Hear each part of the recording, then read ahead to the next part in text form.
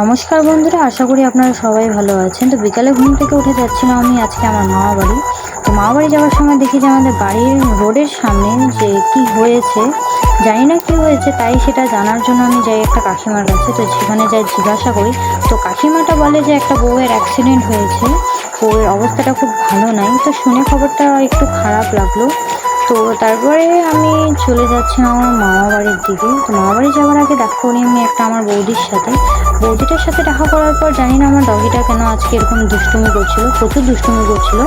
তো তারপরে আমি চলে আসলাম আমার মামা বাড়ি। ও আমার জামা ধরে টানে কামড়াচ্ছিল, জানি না কেন, বকছিলাম তাও শুনছিল না।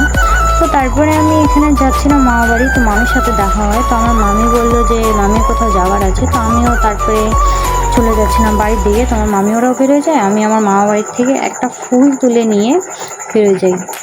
তো ফুলটা তোলার কারণ কেন কি তোমরা সবাই জানো যে আমার ফুল খুব পছন্দের একটা জিনিস।